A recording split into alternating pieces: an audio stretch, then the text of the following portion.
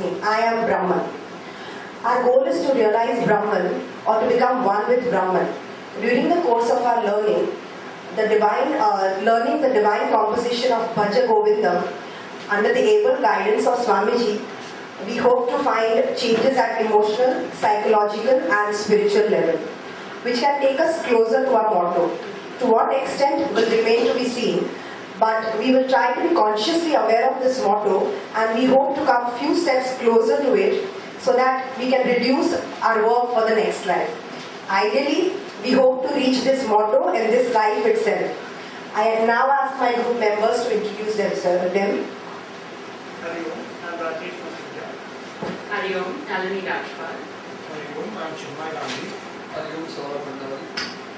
Hari Om, I am Shanti Gupta. Hari Om, I am Manju.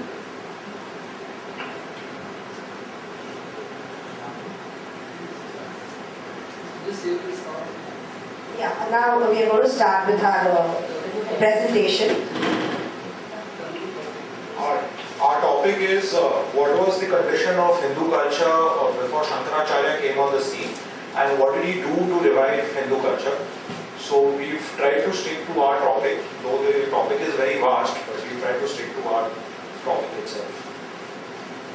In order to understand the prevalent Hindu culture, at the time Shankaracharya was born, you need to travel back to around 700 AD. अगर आपको सफलता प्राप्त करनी है तो आपके चारों ओर जो विकल्प प्रकट हो रहे हैं उन पर आपको विजय प्राप्त करनी होगी। इसके लिए आपको बलि चढ़ानी होगी। हर अमावस्या को भगवान की उपासना के लिए मेरे आदेशों के अनुसार विधि होगी और ये आपको 12 महीनों के लिए करना है, नहीं तो आपको सफलता प्राप्त नहीं होगी। क्या आपको लगता है भगवान से बात करना सरल है? इसके लिए हमने बहुत तपस्या की, संस्कृत में परिश्रम के बाद विपुलता प्राप्त की है, हमारे ग्रंथों का अध्ययन किया है, पूजा पाठ में योग्यता हासिल की है।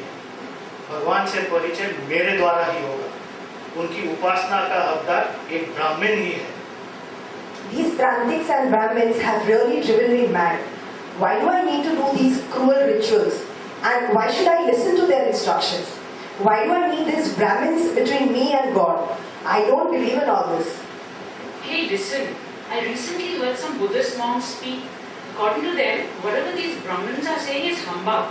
In fact, they said that God is fiction created by these fellows so that they can lord over us. We do not need them to attain peace and moksha. And whatever they speak is in an easy to understand language. Yes, according to Buddhism, there are only 4 noble truths and you need to walk on the Eightfold Path as advised by Gautam Buddha. It's really very simple. The monks speak in a language that's easy to understand, and even the great king Ashoka has adopted Buddhism. I am converting to Buddhism today. At this critical moment in the history of Bharat, Hinduism was losing favor to religions such as Buddhism and Jainism, which followed the Shamana tradition, where one worked hard to achieve his goals and nirvana. Shankaracharya faced these main adversaries in his mission to revive Hinduism. The Hindu had turned against Hindus. Foreign invasions had exposed Hindus to various other cultures and religion. Buddhism and Jainism were gaining favor with the people. So before we see how Shankaracharya revived Hinduism, we find it very important to ask this question, all of us. What do we really believe Hindu culture is? Do you think Hindu culture is marriage? The way we get married? Can I see some hands? Do we feel Hindu culture is going to temples and praying? Do you think that is Hindu culture? Anyone is open to... Going to temple is definitely not, but marriage is a part of a social culture. Do you think the way we are advised to act close, like Swamiji is very close to it, is that part of our Hindu culture? So what do you think Hindu culture really is? It's a way of living. So, I mean, given the task, we put a very humble effort to try and explore the roots of Hindu culture, the way they are, the way our scriptures imbibe and the way they propagate it. So, here is our humble effort in that direction. A tree is as strong as its roots, a society is as strong as its culture. Many call it a way of life. It is not an organized religion like Christianity or Islam. It has no founder. It has no hierarchy. We are just blessed with a rich treasure trove of scriptures which are passed down from the generations by word of mouth. Hinduism, along with Judaism, are considered to be the mothers of all modern religions in the world. Buddhism, Sikhism, and to some extent Jainism and Zoroastrianism also came from Hinduism. We believe anyone who searches for truth is a Hindu. There is only one and one God and one truth. The Rig Veda proclaims, Ekam Sat Vipraha Bahuda Vadanti. There is only one truth and only men describe it in different ways. Many thoughts and concepts about life and culture have flourished in Hindu culture. Hindu culture is like a living being, constantly evolving, assimilating and adapting. Anyone is free to question its fundamentals or create new concepts. Hindu culture never banished anyone. That is the true strength of Hindu culture. Strength of Hinduism lies in its most amazing ability to adapt to different circumstances and different ages, while maintaining its very strong continuity with the past. Sanatan Dharma, or righteousness forever, was the original name of Hinduism. But it is the Persians who named the culture as they mistook the word Sindhu, the Sanskrit name for Indus, as Hindu, and this name became popular. According to Hindu scriptures, it has started as Shruti, that which is heard. The great rishis who had perfected themselves had heard these eternal truths during their meditation. They taught these truths to the disciples by telepathy and later wrote them in books. Vedas and Upanishads are known as Shruti literature. Rest is called Smriti, that which is remembered.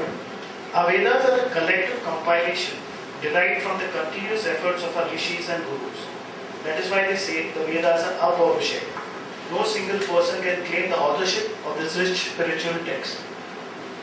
Our scriptures propagate only one supreme reality, the Brahman, which expresses itself in trillions of forms. Brahman is nameless, timeless, and formless. But there's nothing wrong to worship God with name and form, Nama Rupa, since man cannot conceive anything without any name and form. In fact, in our scriptures, God has been described as Saguna Sakar, Brahman with attributes, and Nirguna Nirakar, Brahman without attributes. Shankaracharya advocated the Advaita philosophy, popularly known as Advaita Vedanta, wherein it is advocated that there is only one reality and the same reality resides in all of us.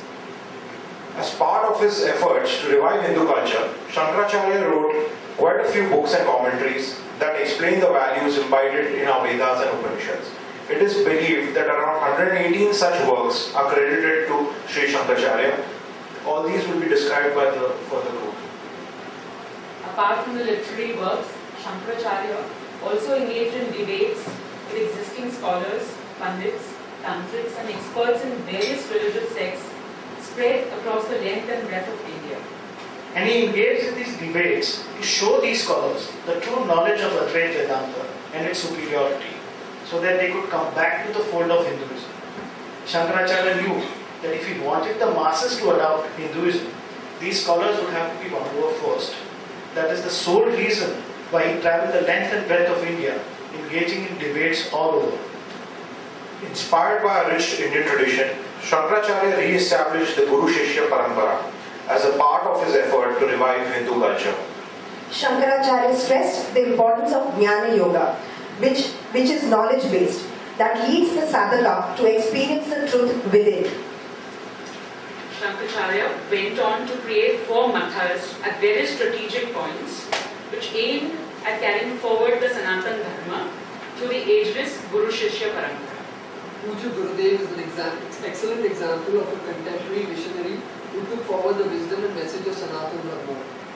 In his short span of 32 years, Shankaracharya, with his passionate effort to nurture Hindu religion and culture, single-handedly revived Hindu culture. To Shankara, we owe the true conception of Swarajya. He united India on the basis of ethical and spiritual values.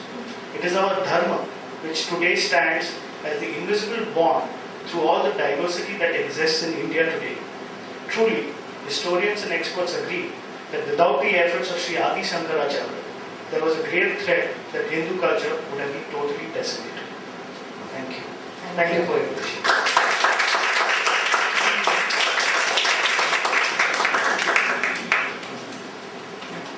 Board, group number 4.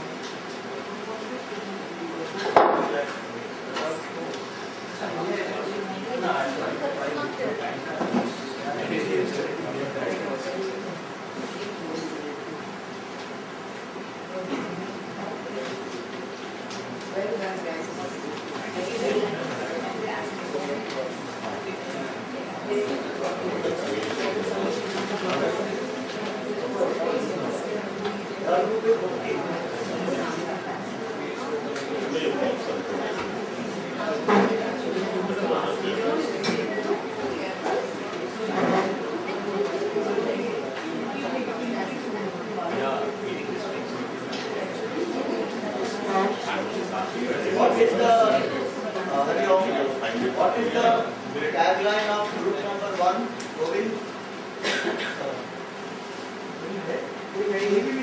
Govind में कोई नहीं है। आप ये देख रहे हैं। Only 1%.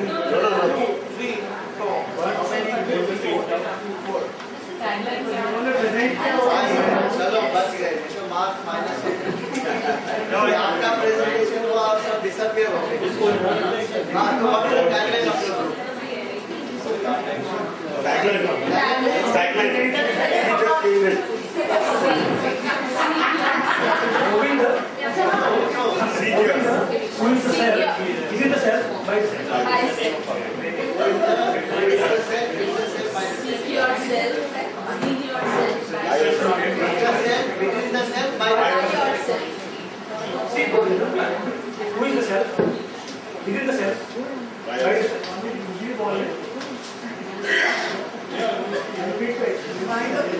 And Saptanangi, what is the tagline? Saptanangi, anyone here? We have not got a consensus. We distributed some tagline, but we were not able to form it out. Freeze one. Freeze one before today. Freeze one before today. Okay, so Sachin, right? Please start. Hari Om and a very good morning to all of you all here. We, the Sadhya group, have the privilege of speaking on the works of Sri Adi Shankaracharya. My name is Krupa Gandhi. My name is Bhavna Makhija. Hari Om, Namaste. Nimisha Pali. Sanjay Somani. Geeta Kothari. Sri Adi Shankaracharya was one of the greatest exponents of the doctrine of Advaita Vedanta, also non-duality, and a savior of Vedic Dharma.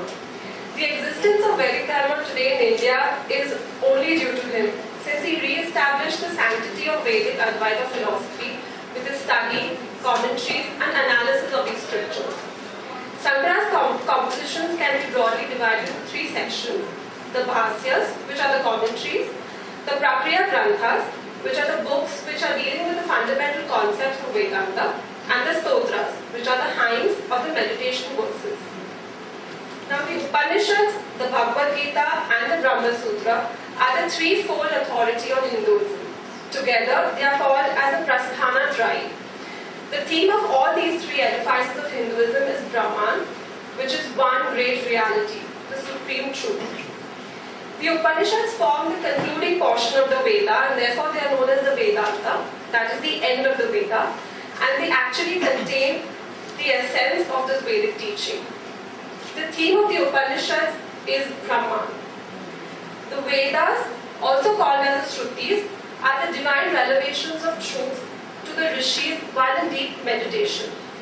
Now, to give an expression to these experiences, the rishis employed the only vehicle they had, that is language. Now, language itself has its own limitations. The language of Upanishad is mystic in style and cannot be understood by literally translating or giving a meaning or by referring to a dictionary. Therefore, it requires a lot of explanation, a great deal of commentary to bring home the idea of these great scriptures. Now, the Brahma Sutras were composed by sage Badrayana, also called as the Vedanta Mimamsa. Mimamsa means analysis. So the Brahma Sutras are the analysis of these Vedanta. The subject matter of Brahma Sutra is the indweller, that is the Atman, which is inside everybody. Now the reason why there is a need to analyze these Vedantas is that Vedanta says that Atman is Brahman. However, we do not know Brahman as a true reality. Brahman is not an object. It is something which is very subtle and is beyond our body, mind and intellect. Therefore we need a Pramana. Now, a Pramana is a means of knowledge to realize this truth. The Upanishad is this Pramana. However, a word or a sentence in Upanishad sometimes contradicts a word or a sentence in another Upanishad. Therefore, there is an absolute need to understand and analyze these Vedantas for a very clear understanding so that there is no room for any doubt. Now, in this analysis, the Brahma Sutras, the means itself is the subject matter. The key to this understanding was given by Sri Adi Shankaracharya in his famous Bhasya on them, known as the Sariraka Mimamsa Bhasya. Being the first commentary on the Brahma Sutras, Shankaracharya starts with the necessity of commentary. He proves that there is only one reality in keeping with the Vedas or the Shrutis, that is logic and experience. The Brahman, which is alone real, this world is unreal, and the Jiva or our individual Atman is not different from the Brahman. Sri Adi Shankaracharya's commentary on Bhagavad Gita presents us the intellectual clarification of the problems of life in order to overcome our attachments, understand this illusionary world, and to be liberated. He has shown us the path of spiritual disciplines such as karma, bhakti, and jnana yoga. Sri Adi Shankaracharya's commentaries on the Upanishads, the Brahma Sutras, and the Bhagavad Gita in today's age serves as a guide, a golden rule, which unlocks this vast treasure of wisdom contained in our scriptures. From here on, I would like my teammate to conclude. Adi Shankaracharya wanted the people to live, not merely exist. His was a very simple equation. Right knowledge, clear thinking, right choice of actions, right living. Adi Shankaracharya's commentaries on the Bhagavad Gita is a guide for those who want a way out of transmigratory life, to break the cycle of birth and death, and also to nullify the cause behind it. The way is to establish a relationship with God, and the Bhagavad Gita is about the same. It describes 3 paths to be followed, where the merger of individual consciousness with the ultimate consciousness can take place, which is nothing but the realization of the ultimate truth. Following the first prescribed path, that is Karma Yoga, the seeker can develop a balanced mind. In this state of evolution, there is acceptance of everything that comes your way, as you don't attach yourself to any particular likes or dislikes. There is complete freedom in action, as it is only carried forth with a sense of humble service. The second path, that is of Bhakti Yoga, strengthens the bond with God, such that the senses want to see only Him and think of only Him in everything without any sense of distraction. And the third path is the Jnana Yoga. It makes the seeker live his knowledge through discipline and unshakable faith. This is what Shankaracharya's vision was, to guide the people to live with right knowledge and see oneness in everything, which is Advaita philosophy, with the torch of devotion shining in their hearts, removing all the dark moments in their lives.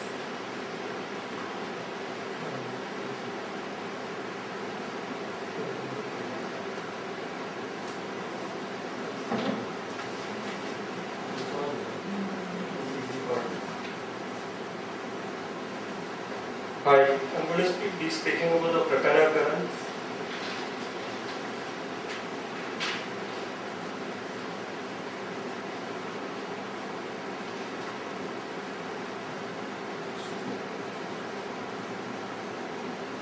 To understand the scriptures like the Upanishads and Gita requires a thorough knowledge of the Vedantic language. Thus, the Prakana Granths were composed so that early seekers can understand the Upanishads and the Bhagavad Gita. They explain the concepts of the Vedas.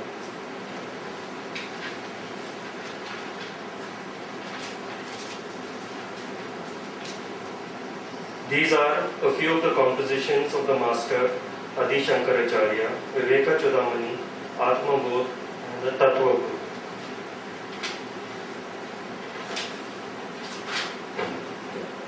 Why do we need Prakana Granths? We need them as words always fail to articulate the infinite. To understand and explore the suggestiveness for the unprepared student, he requires special training. Thus, the need for Prakana Granths or introductory texts.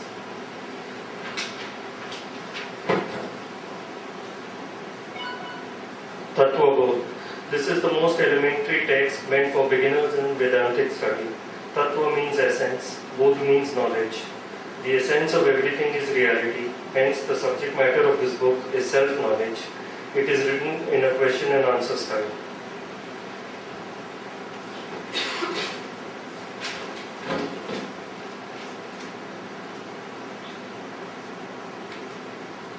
Atma Bodh. This is a more in-depth study, more detailed than the Tattva Bodh. This has a total of 68 stanzas in poetry form containing beautiful similes.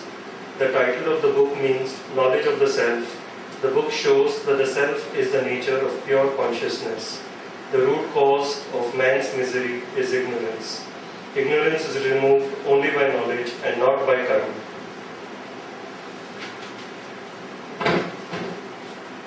Vivek Chudamani.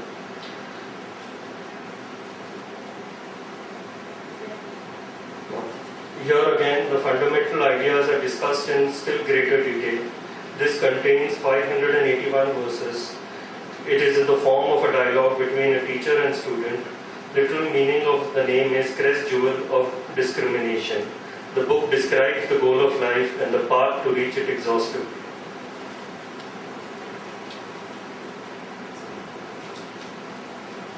Hello, I'm going to speak about the stotra written by Adi Shankaracharya.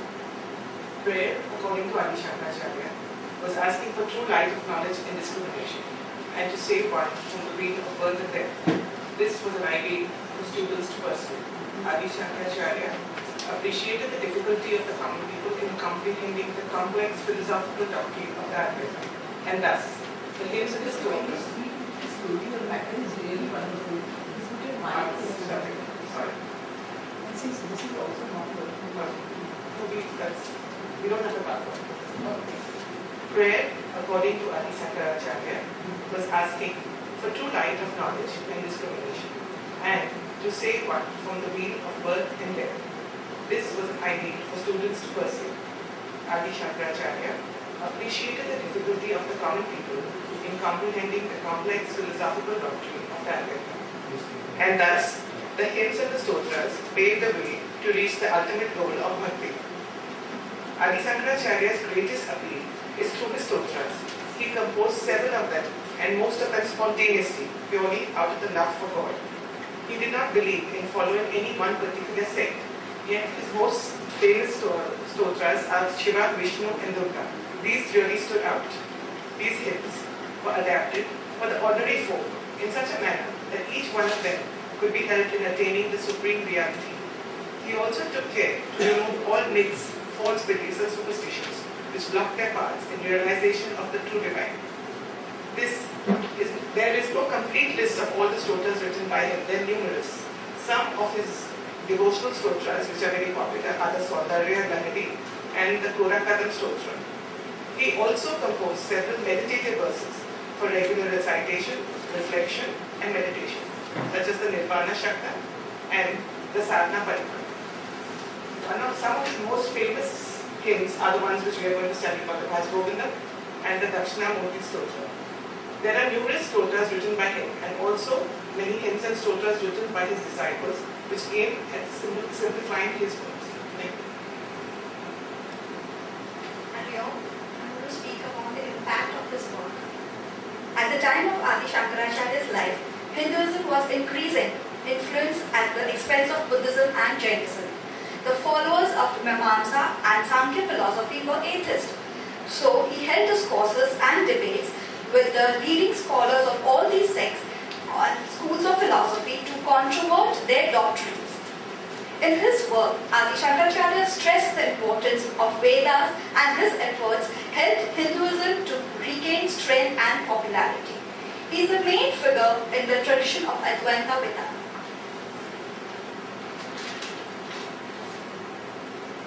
Single-handed, within a very short time, Shankara overpowered them all and restored the Vedic Dharma and Advaita to his prime purity. During his effort, Hinduism regained strength. So the beauty of his teachings was the use of simple language, similes and poetry, which enabled the common man to become a seeker and allowed the spread of Vedantic knowledge to a larger audience. We, the Sadhya group, our tagline is Think Clearly, Be Happy. In conclusion, I acknowledge all our members and Geeta Bukhari and everybody that we've done a wonderful teamwork. And Sheenu Nagpal and Neeraj are absent.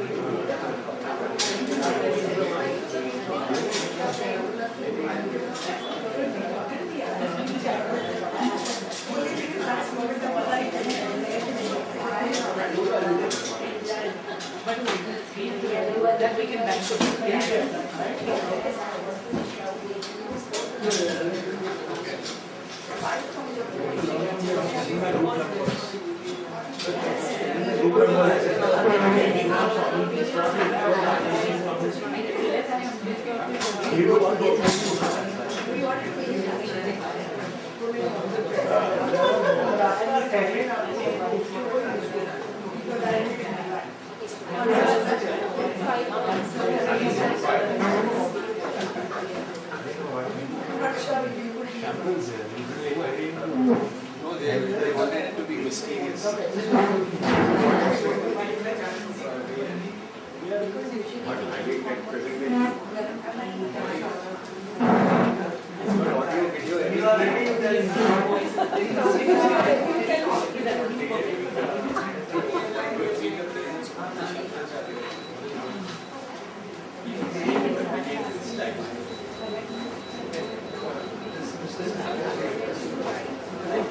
You can start writing this down. Please this down.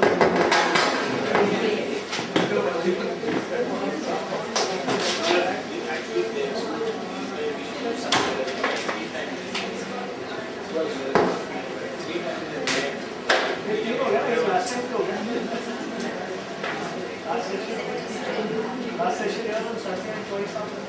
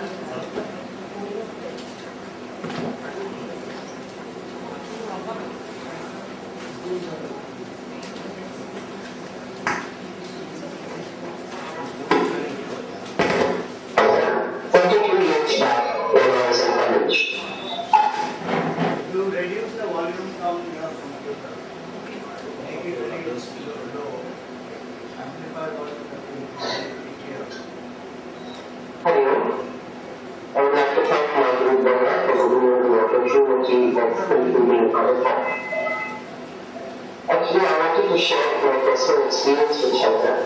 42 years back when I was in college, I read the Bhajagovindam with the Chennai.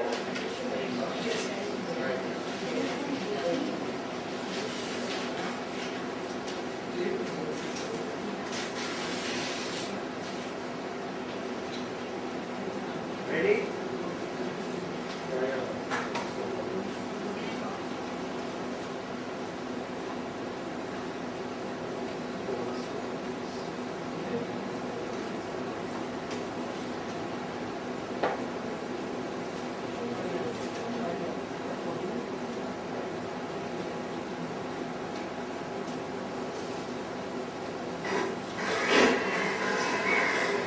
For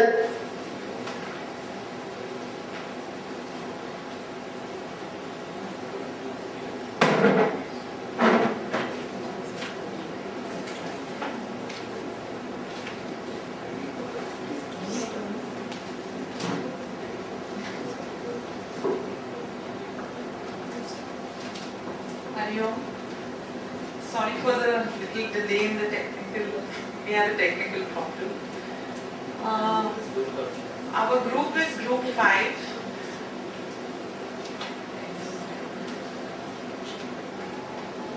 What is the name of the group? The name of the group is Ganga, and our motto is flowing to the ultimate truth. The topic of today is Digvijayam. Digvijayam is a conquest of the various quarters. That is what it literally means.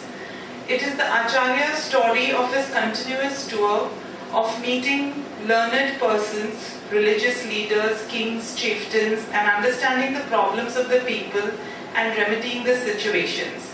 This phase of his life is known as Digvijayam.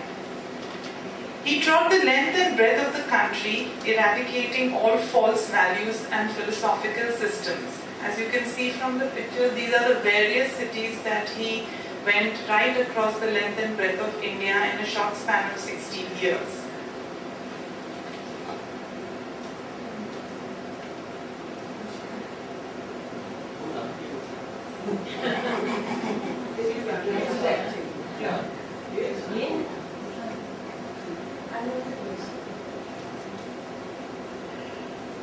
I knew about Adi Shankaracharya that he was a very pious saint.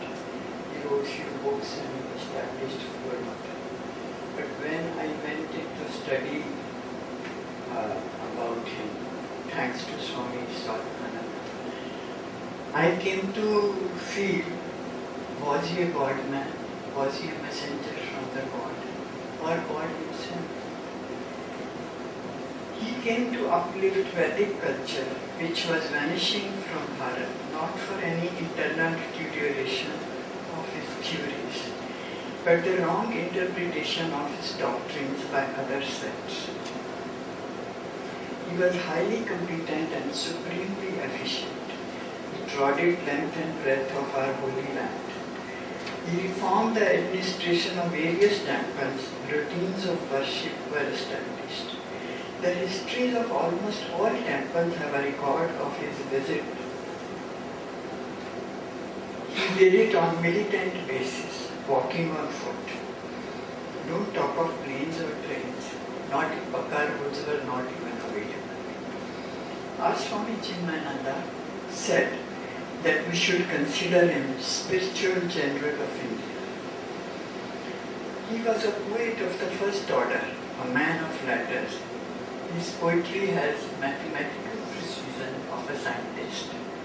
He wrote so many hymns in praise of deities. Vividity of expression is par excellent. One category of holy man is their reclusive. Every cell of their body radiates spirituality, but they have no missionary aims. Adi Shankaracharya belonged to another category. He loves mankind, not for themselves, but for the infinite in them. He gave simple expositions to uninitiated common men suitably judging the capacity of the listeners. That's about the intricacies of the unknown. He was simple, straightforward personality, had compassion for rich and poor, learned and illiterate. His darshan and counsel was never denied to anyone. He used to redress the complaints of personal difficulties of common people. He was a peerless, we still consider him a peerless ascetic, but he was very far-sighted statesman who integrated our country into one cultural unit. We are not united with any political theory or any economic policy, but we have a spiritual heritage which unites us, and he consolidated it. He appointed Sureshacharya in the south, but he was from north. Totkacharya was from south, but he was appointed in the north. Brahmins of Karnataka were appointed in Pashupatinath in Nepal, and Maharashtrian Brahman were appointed to do worship in Rameshwara. Very far-sighted statesman. He was a versatile personality, foremost in the knowledge of Vedic philosophy. An ideal Karam Yogi and a noble Bhakt. He was expert in Hatha Yoga, master of tantric knowledge and practice, a disciplinarian but a compassionate teacher. He is hailed as Jagat Guru. Adi Shankaracharya, a seer of truth, luminous intelligence, who radiated nothing but divine love. The warrior saint, vision and versatility, expounded the splendor of truth. That's how he established 4 vibrant centers of spiritual learning. His zeal to spread Advaita philosophy made him a valiant monk.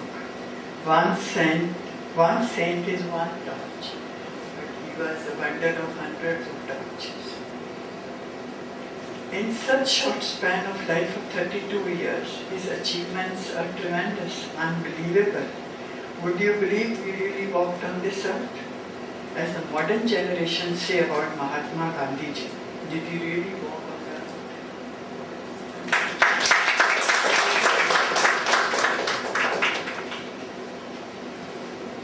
Hari Om, I am Saroj Chakkar. My topic is attempt of Sankara's life in Gokarna, Mukambika and Sringeri. After gaining his second disciple Sureshwara, Sankara went on a tour to a southern region and reached to Sri Sela. There lived a powerful tribe called the Kabalikas. They believed in human sacrifice. One day their leader Ugra Bhargava met Sankara and asked for his head given as a sacrifice to please the god.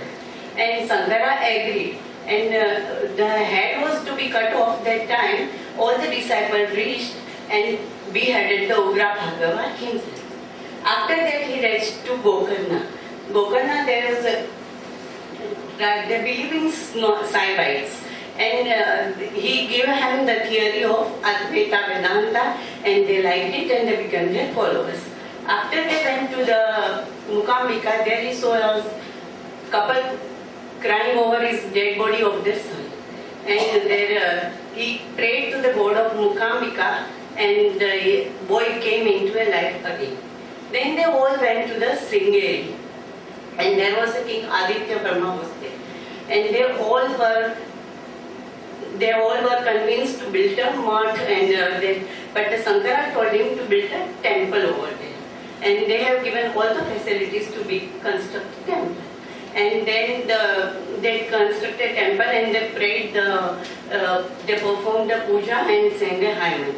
And he believed in you should do upasana also is very essential, because at the physical level between Dev and Jivas, this is the kadi between them. So they said after whoever's taken sannyasa also, they have to perform the puja. And with the true knowledge, the ignorance will run away. Thank you.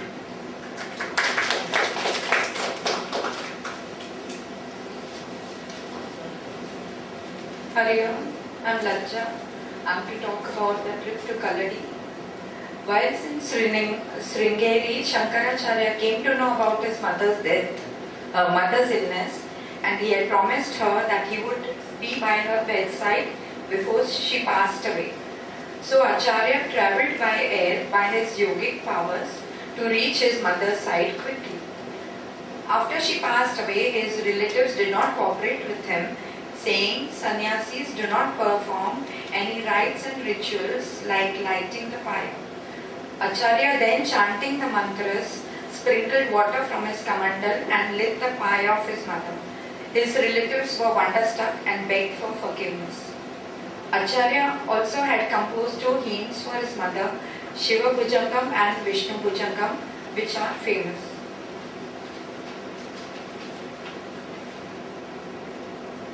Acharya on the move.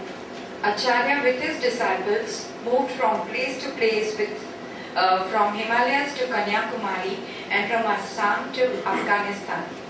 Shankara's inner experience of the divine and his perception of the world as a passing reality instilled in him a desire to transform people, the society and the religious practices of his time. He conceived India, Bharat, as one cultural unit that is based on the principle of the essential oneness of all in Brahman. In spite of having different traditions, customs and methods of worship, he established the non-dual reality no matter what paths were followed.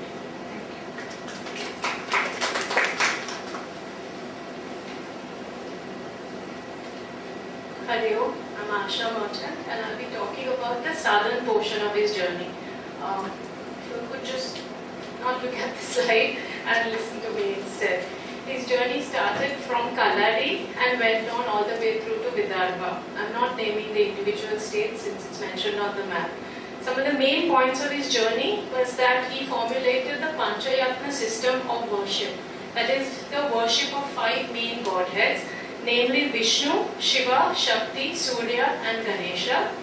He reformed the groups that worshipped the different versions of Ganesha at Shubha Ganavarapuram, and he informed them that they were blinding themselves to the higher vision of truth. At Kanchipuram, he directed the Pallava king to renovate the dilapidated Vishnu and Shiva temples. He also established a temple for goddess Kamakshi and reformed the degenerated methods of worship by the tantrics in that region. He encountered Kapalikas again at Vidarbha, who took to arms and attempted to get their god Mahabhairava to kill the Acharya. But their god refused by saying, "How dare you ask me to kill my own self?" And then the god killed their leader, and then he requested Adi Shankaracharya to reform the methods of the Kapalikas' way of worship and life. Thank you. Just one question. Where is that? It is Shubha Ganavarapuram. It's in the south. I'm not very sure. From the information from Shankara Division.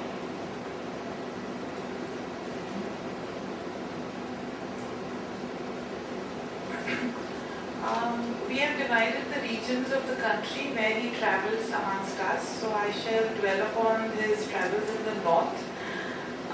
He did go to Prayag, where he met the person who taught that God is nothing but it's zero, called the Sunyavadi.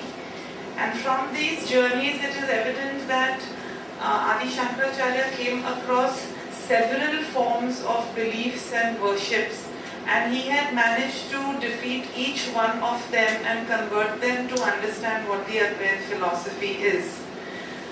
Following which he also reached Kashi.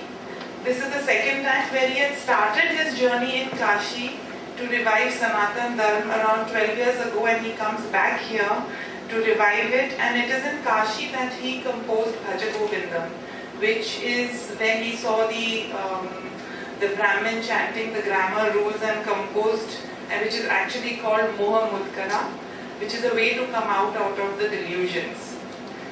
At this point, he was also asked to come to Kashmir, and this is the high point of his journey, where he he established the Sharada Peeth, which is also the Sarva Gyan Peeth, which is the ultimate seat of learning.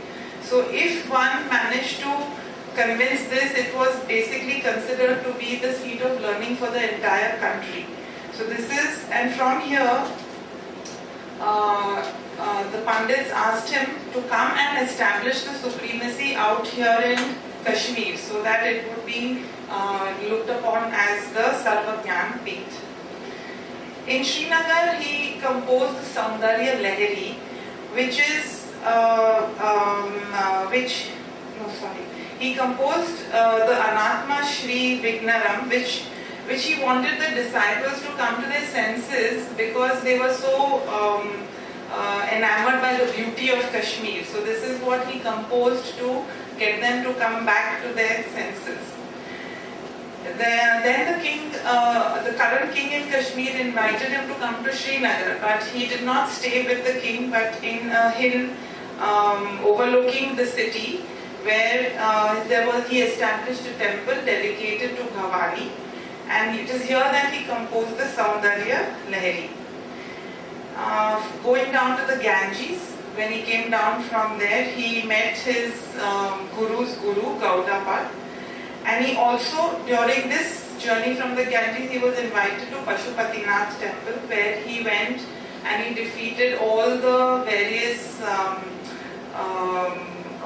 arguments that the current priests had over there, and he renovated the temple and reformed the system of worship at the Pashupatinath temple. Following which he went to Badrinath and ultimately reached Kedarnath, where he gave up his mortal coils at the age of 32. It is at here that he gave out the idea of establishing 4 mats to his 4 main disciples, and also gave out the Dasha Shloki before he attained Samadhi.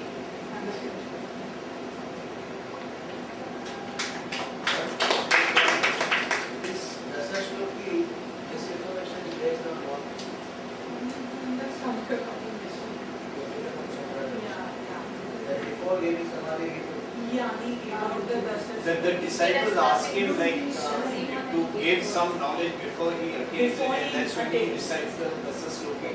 That is the second time. Because he was ready. Because first time when he meets Govind also He says it, and this again before. And this is when he's taking Samadhi and the disciples asked him for something, and that is when then he repeats that.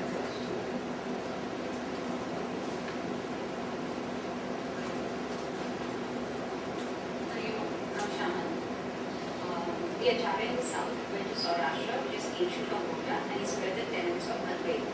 He then visited the shrines of Girnar, Somnath, and Prabhasapeeth. Prabhasapeeth is the place where Sri Krishna gave up his body.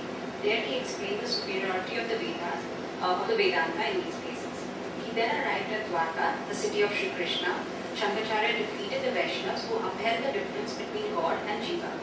He also defeated the Jains in a philosophical debate at a place called Dwarka. He then moved to east.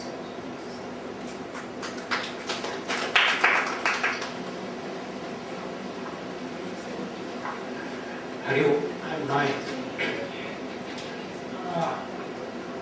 Out of 88 notable places covered by Adi Shankara as part of the Vijayam, about 30 places fall in the east. Valmiki, Haridwara, Nainasaranya, Ayodhya, Adhyodhya, Pataliputra, Nalanda and Gaya are some of the notable places. Kingdoms of Allah and Prakrutisa, which is forming part of Assam, also some more of these notable places.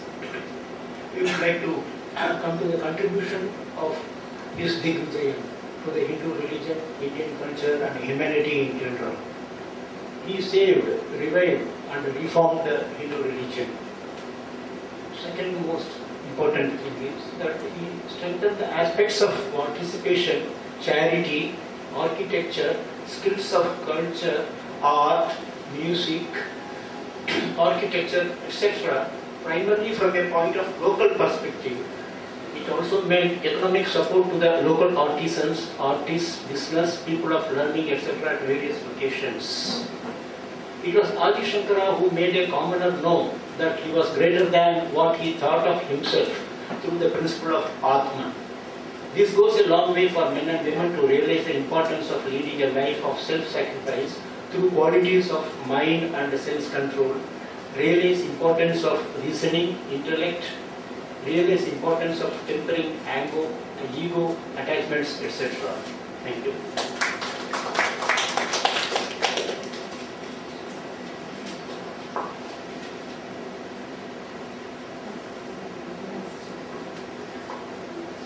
One of our members, Pooja, who was supposed to talk about the 4 mathas, is not here with us today, and she sent us an audio file of this.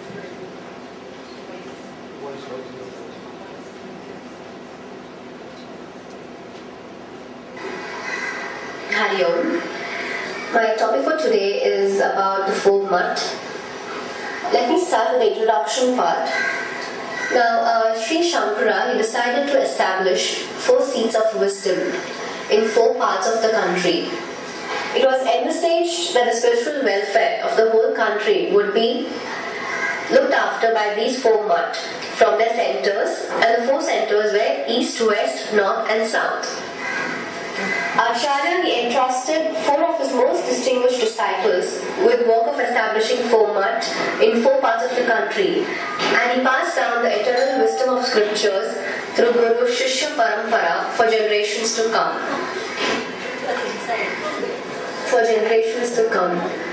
Shankara gained during his travels an intimate knowledge of various systems and practices.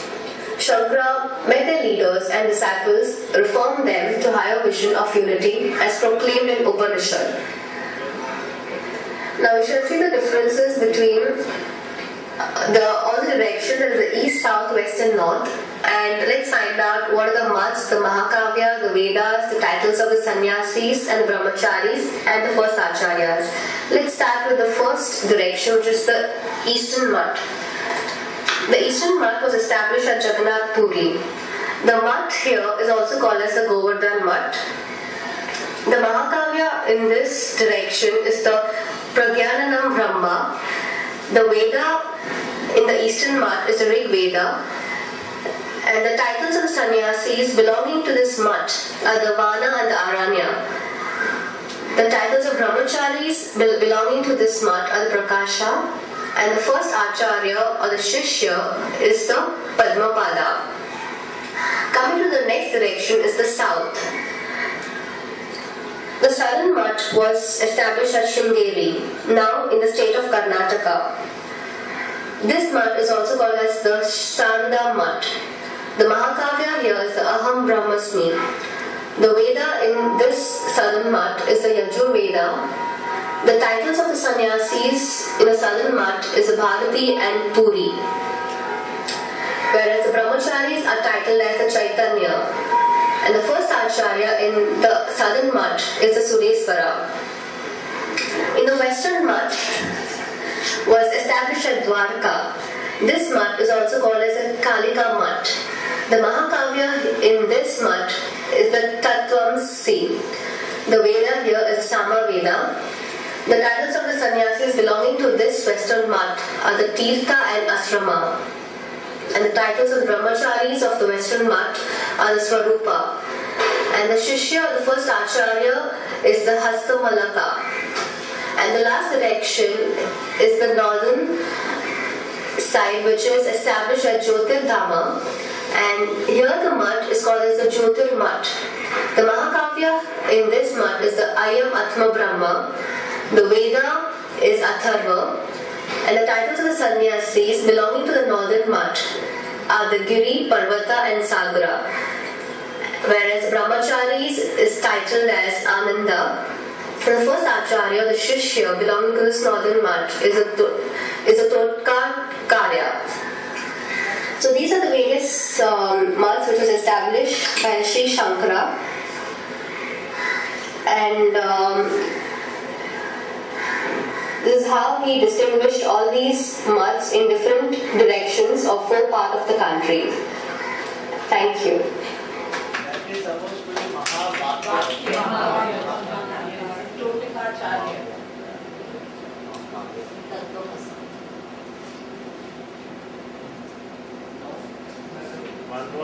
Our last member of the group has sent in a video to play for.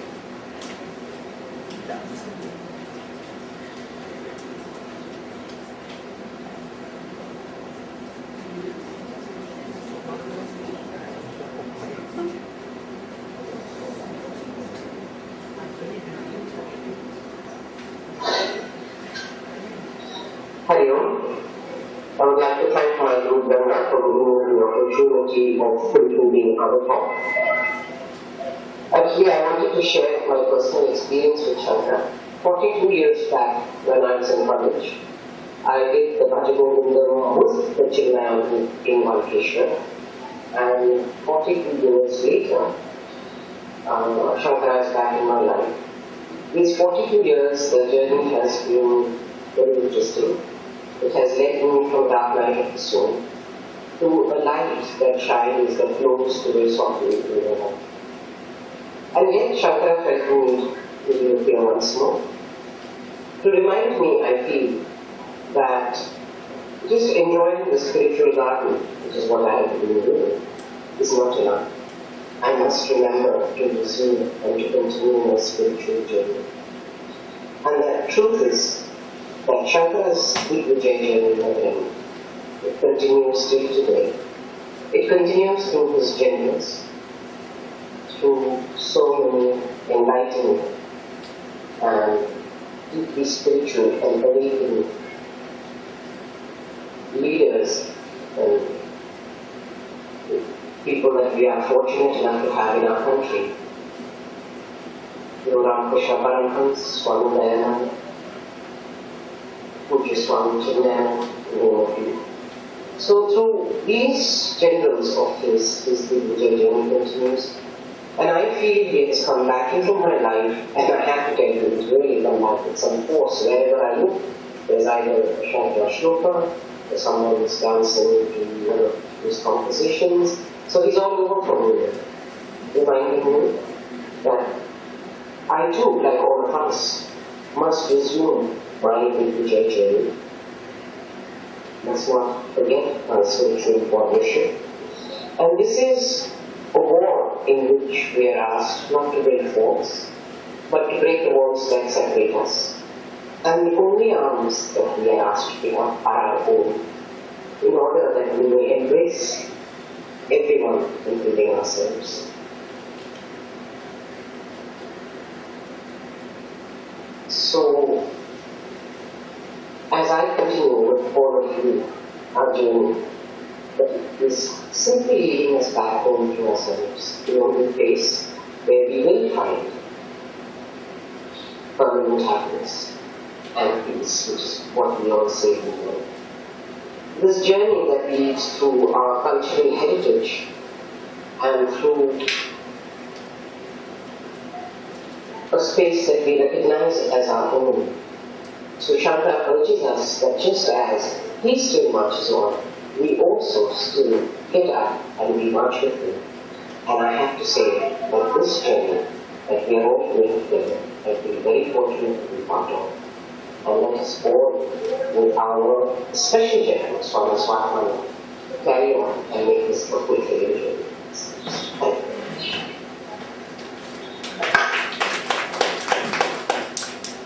Thank you. Considering our group was formally completed only last Sunday, this is a humble attempt to achieving the goal of the presentation. Hari Om.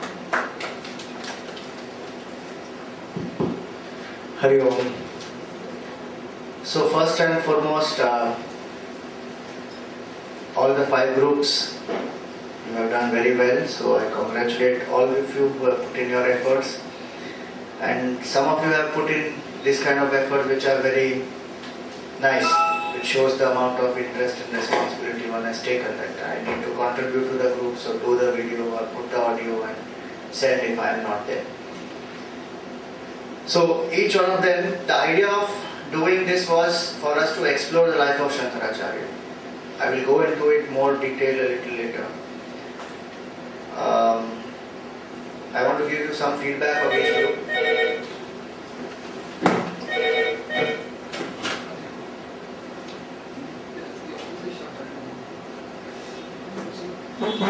Just keep the phone down.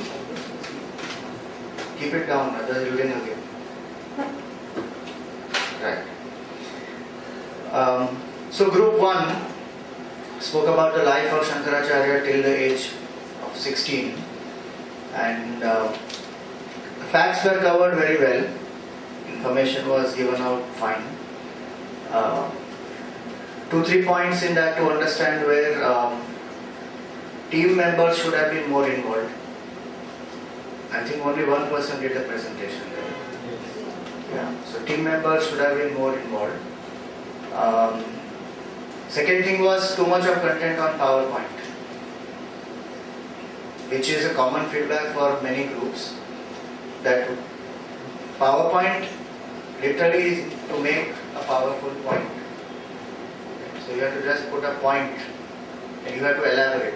So the way PowerPoint works is you have a point and there are speaker notes, explanation notes which are down there.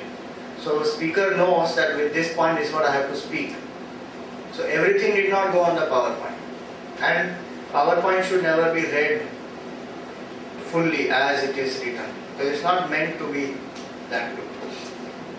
What happens in that is the focus goes away from the person speaking. Focus goes on to the reading part. So that was one aspect.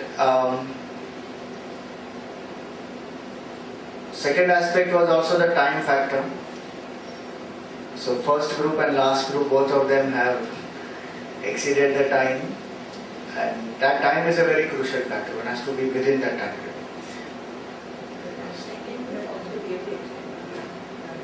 Which second group? Last week only 2 groups did. Second group hardly 2 minutes, because we stopped with that. You know, the Upanishad Ganga was to come, so they did it. They were well within time. Maybe 2 minutes something, which is not an issue. So the first group gets technically they get 160 points. They get 80 for content, 70 for creativity, 10 for teamwork. So you get 160 points, but you lose 25 points for time. So you get 135. Okay, group number 2, Saptarangi group. Now, the content of Shankaracharya as a leader is not going to be easy to find anywhere. Because everywhere Shankaracharya will be presented only as an avatar. You know, as a great saint, as an incarnation. And our purpose of giving this subject was that let us start looking at Shankaracharya as a leader and write down what are the ways in which he exhibited leadership qualities. So they attempted a nice way saying that, you know, from birth he was a born leader. And a few aspects of his life were shown out. And I understand that that topic is by itself very difficult to, because one has to think on one's own and come out with all those qualities of a leader. So the attempt which they made was very good, and they stuck to the time also. And I think here also that there was maximum 2 people present. Only one person present in this. Yeah. So they get 60 for the content, 70 for the creativity, and 10 for the teamwork. So they get 140. Now comes, I'll tell you the leadership qualities of Shankaracharya, what I think, and one can explore more. The way in which one can go about the topic is, what are the leadership qualities which we generally expect in a leader? If you write that down, vision, motivation, farsightedness, teamwork, any of these, and many, many more are. How Shankaracharya exhibited this, that becomes easy. Okay, so third group is Mukti. So the Mukti group,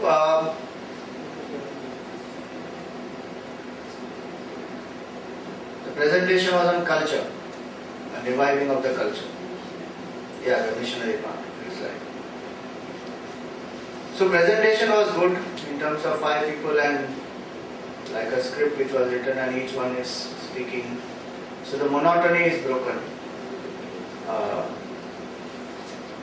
Possibly if it was memorized, then it would have been more like a drama.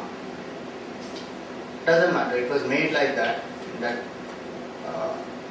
style. Content was fine. Some more aspects about the real cultural decadence. That what was the actual cultural decadence and the gravity of the situation could have been brought out much more. Because the time of Shankaracharya, which when he arrived at the scene of India, the cultural decadence was at its absolute low. And from there he revived.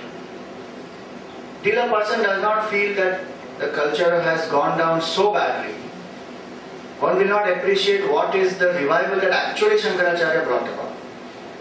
So, in terms of the general aspects, that okay, he wrote the granthas, he toured across the country and he revived various forms of worship, all those are fine. Specifically, we need to mention certain things of what all cultural decadence happened and what he did by which the culture revived and how today the culture is still living.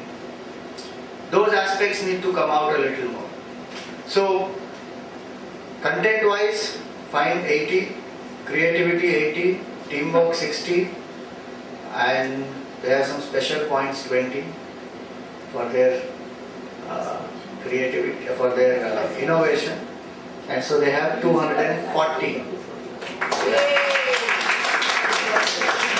Yeah, so they used the Hindi language also, and Sanskrit was also there. She spoke about some 2-3 expressions in Sanskrit also, ekam sat vipraha bhava vadanti and all that.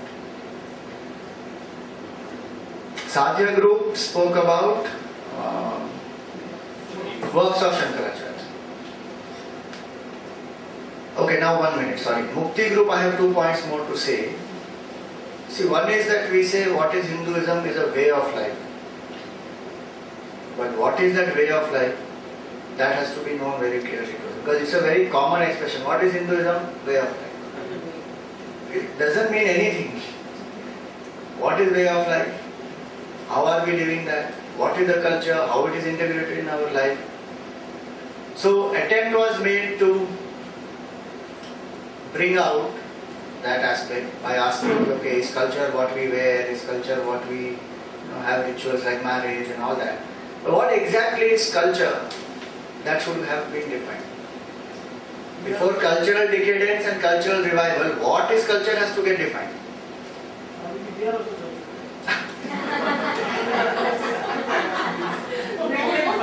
I mean, come on, it's there. And in your group you had Saurabh Bhandari, great Yuvagir, who has been drilled, that knowledge of culture has been drilled into his head. Next time you are in charge. And Gurudev's definition of culture is so beautiful, it is there. Group of people, when they live in a geographical area for a long period of time, respecting certain values of life, the fragrance of their life is called as a culture. And I have done that with you even in that class. That's what we tried to bring about in the dialogue that we had. We wanted to bring that culture aspect out in the dialogue. This is how the people were living. The tantrics, the brahmanas. No, I agree. You try to bring that out, but the understanding of the culture specifically the should be definition we did, if we try to bring out some point, like this is what is culture. Like, people live, behave, and think. Right. And initially we did put those things, but we realized that we were exceeding the time limit. So we had to.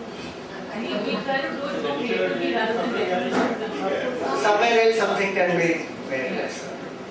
Anyway, that's just a feedback. And second part is, in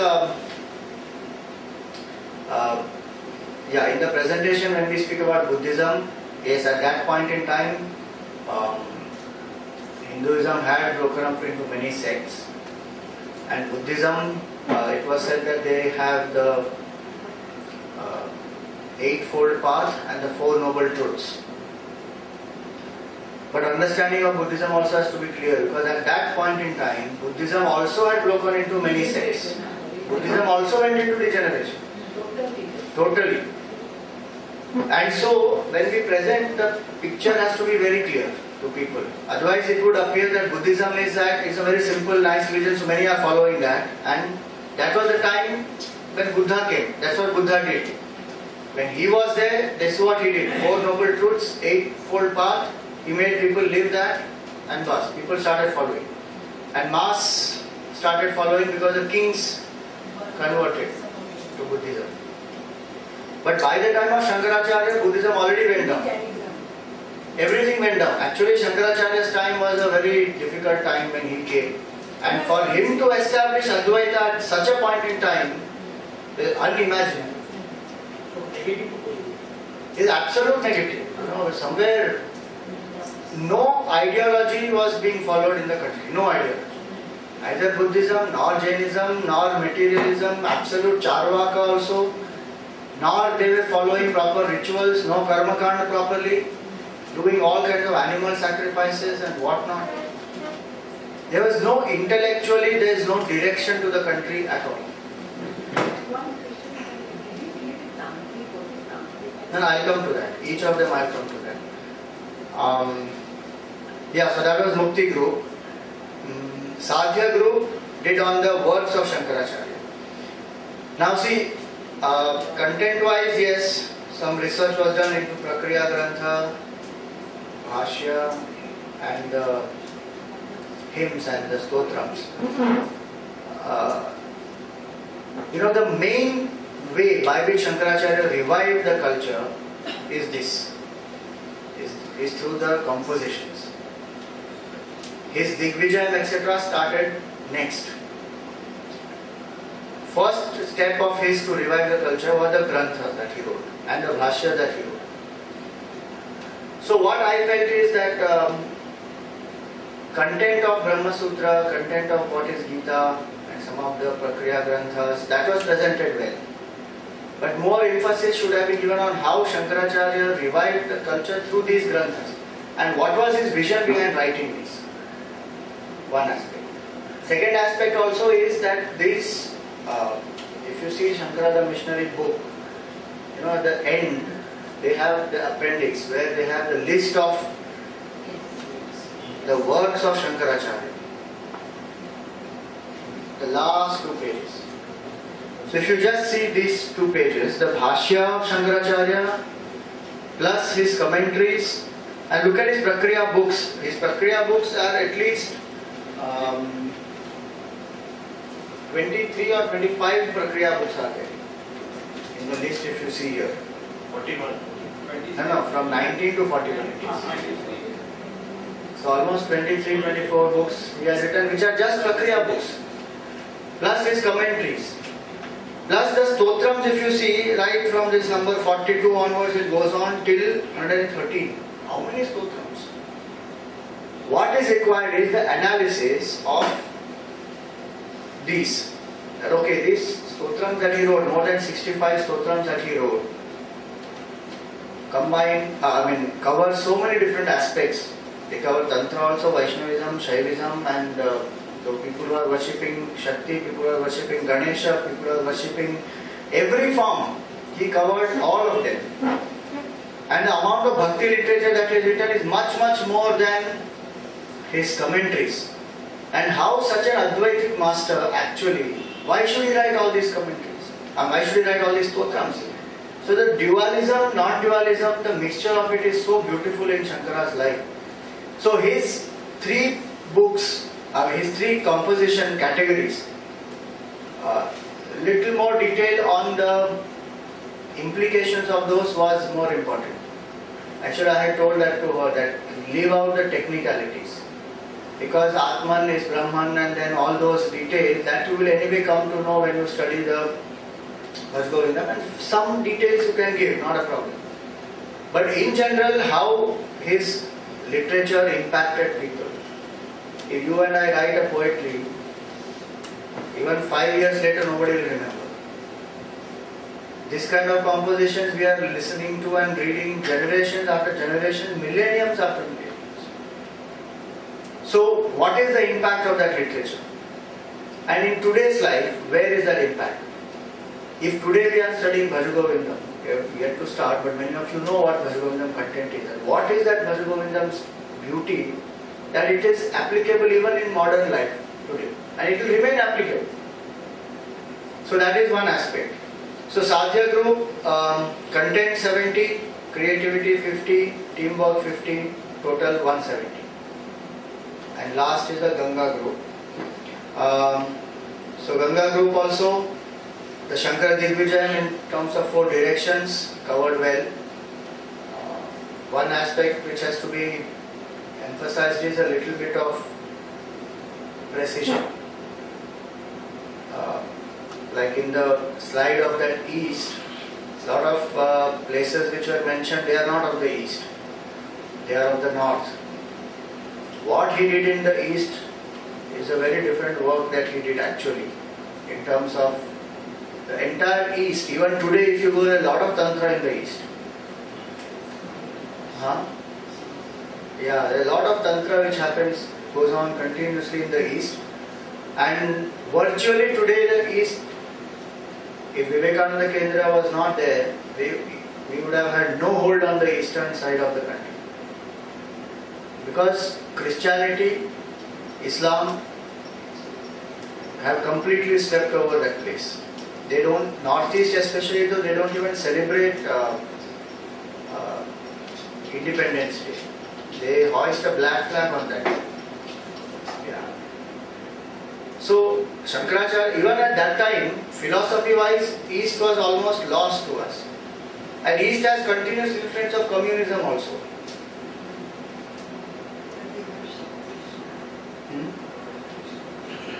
Few people do. East and Northeast. East covers both, East and Northeast.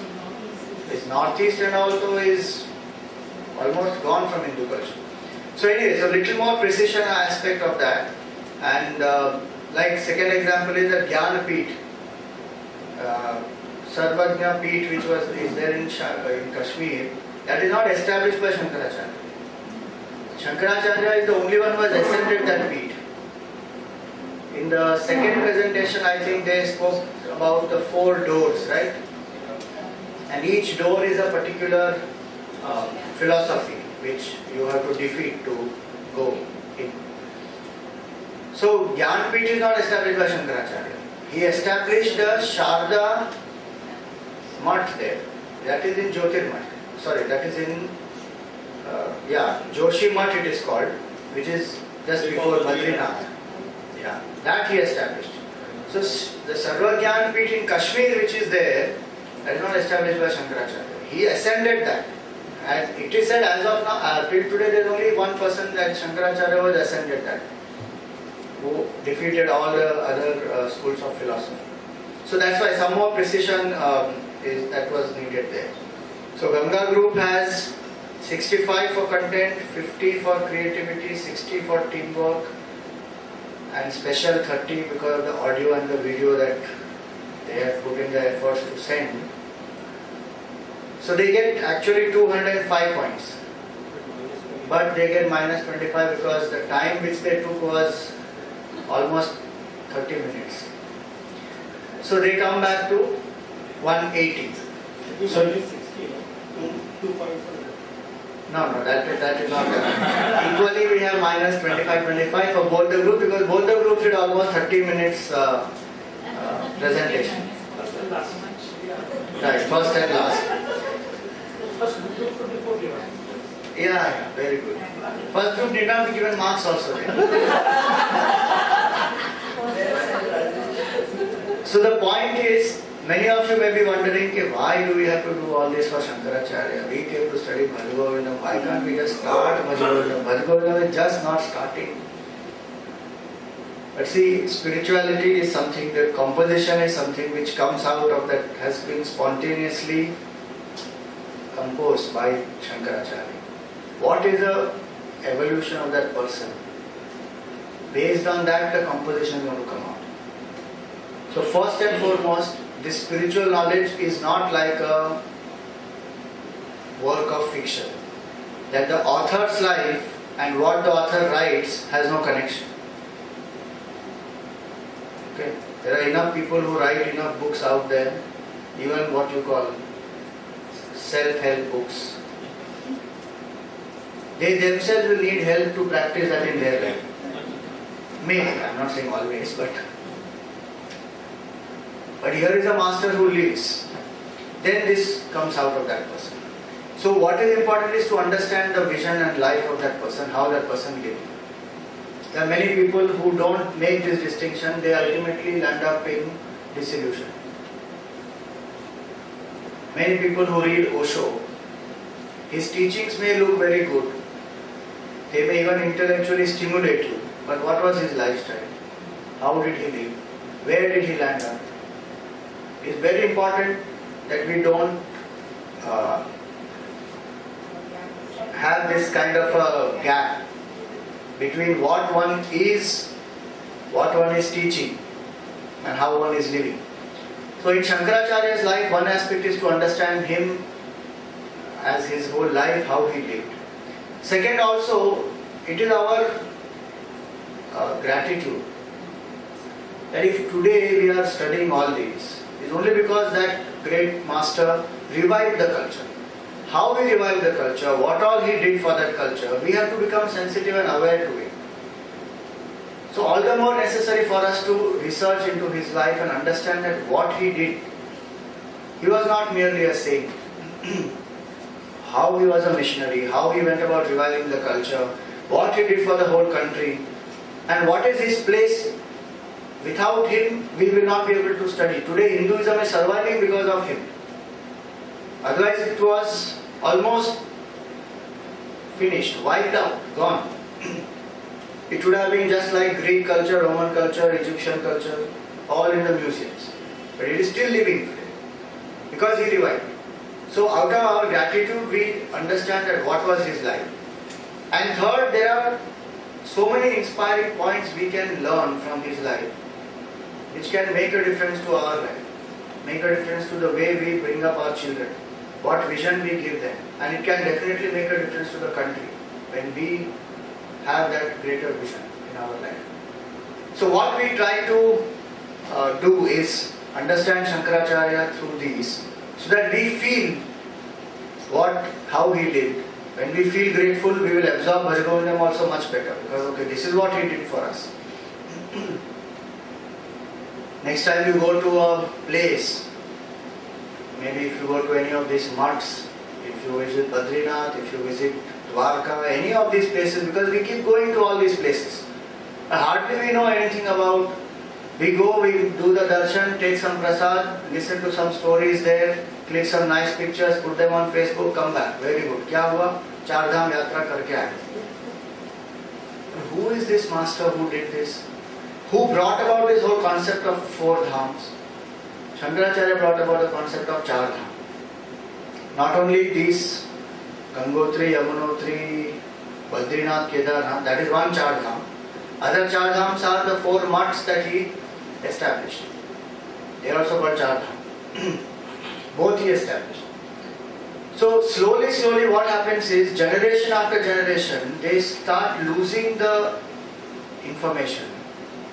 That is how a culture completely becomes extinct.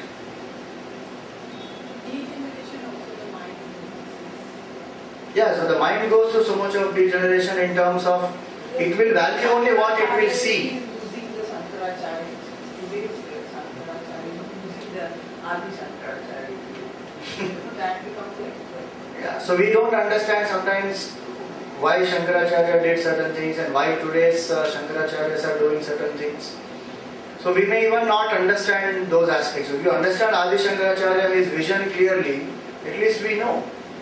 And some places we even come to understand that how a master is not even understood. His own disciples don't understand him. What Shankaracharya would have wanted and why he lived in a certain way and what all he did to establish tradition and what all he did to break the tradition out of its orthodoxy. Many things which he did are to break the tradition out of the orthodoxy and bring it out and make it more liberal. So today I am not going to speak of any of these, but I will take one full session on the life of Shankaracharya, what he did, how he did, all these leadership qualities, everything. So that we will do in our next session. I'll tell you that. That's all. When it comes in that, no, that I will tell you that flow. It is one way of seeking the truth, which some people found.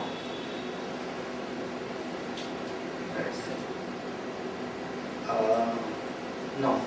If you have the dates, now in the dates that I have given to you, in May I have given 12th and 16th. So that is a 16th is a mistake. Sorry, it's supposed to be 26th.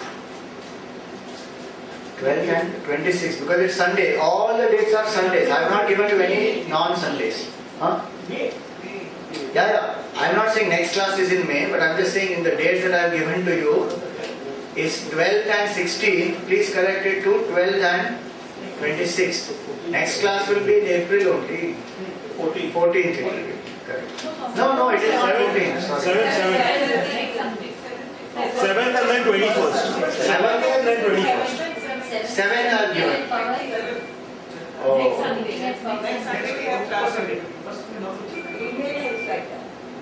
What have I given? 7th I have given. Yeah, it is the first Sunday, but the thing, because I am going to Uttarkashi on 8th, then I am not there on, so 14th, that Sunday I am not there. And then so it is 21st after that. But 7th, can you do afternoon time? My only issue is because that morning, earlier we used to have meetings at 10:45. So I thought 9 to 10 I can finish and go, but this Sunday 7th I have a program from morning 9 to 12:30 almost. So if we can do it in the evening, that will be good. 4:30? Maybe 4 o'clock or so. 4:30 to 6, so you will 4 o'clock? 4:30. 4:30 let's do on 7th.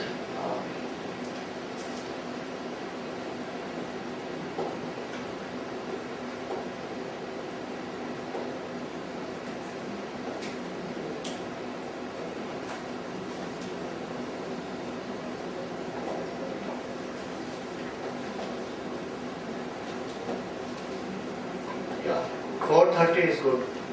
Let's do 4:30 to 6. Even if anybody has to go out or whatever, after 6 they are free. Right. But Chinmay, will you just send out a mail only for the 7th? And also that date of 16th to 26th. Om Purnamada Purnamidam Purnam Purnamudachyate Purnasya Purnamadaya Purnameva Vashishyate Om Shanti Shanti Shanti.